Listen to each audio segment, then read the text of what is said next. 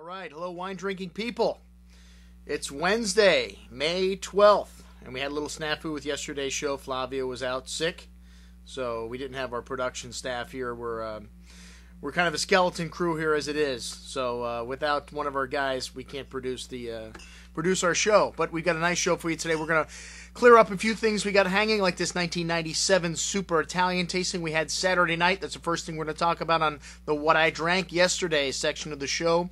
And we did have an incredible tasting in here on Saturday night. Tony cooked up the vittles. The gnocchis were excellent. The pork meatballs, outstanding. The burrata cheese on top of the broccoli rapini, excellent. Everything went very nicely with the 97 vintage wines, which we started out with the 1997 Castello di Amma Chianti Classico. Castello di Amma, one of the top producers of Chianti, one of the more expensive. This one was very nice. I kind of served these wines in mini flights. I served this next to the Michele Sata Cavalieri, which is 100% Sangiovese. This one is from Bulgari, and it seemed like the majority of the people liked the Cavalieri the better. It just seemed to have a little more to it. This wine, very soft, showing some lovely red berry fruit, a little bit of spice, a little bit of that porcini mushroom and earthy notes that you get from Tuscany. The tannins very soft, somewhat resolved, and drinking very nice. A lot of critics are saying this 97 vintage is you need to drink it up. I would say most of the 97s we had were still showing signs of unresolved tannins, wines that are still have a ways to go in your cellar. The Fattoria La Pupilla, we served some wines that were Cabernet blends next. This wine is from the Maremma, the Safredi. Outstanding. You really notice the new oak in this wine. Still gave you some oak nuances with it, a little smoky notes, toasty, very nice.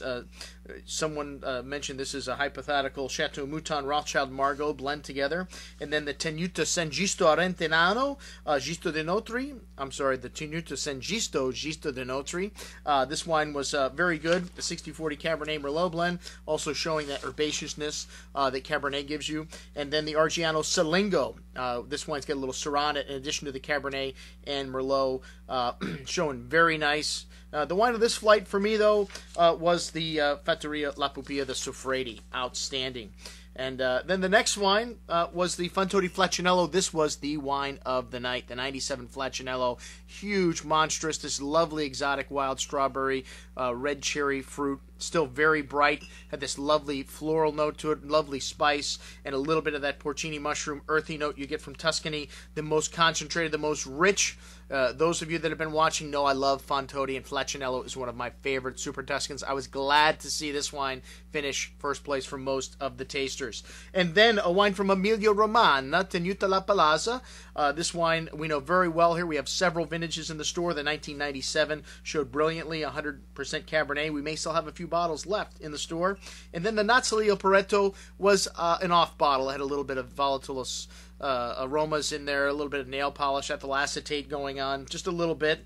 And then Tignanello, a lot of people's contender for wine of the nights. This wine showed excellent, drinking very nice, but again, still some unresolved tannins. This wine has a little bit to go. And then the Ornella 97, maybe not quite as good as the Ornella that we had a few weeks ago at our 20-year vertical tasting, but one of the wines of the night for me, maybe showing a little more of this dill and kind of herbaceousness to it that it wasn't showing 2 weeks ago. But excellent. A little sweet wine. Well, I'm sorry, the Fantino Nebbiolo Pasito was not very sweet.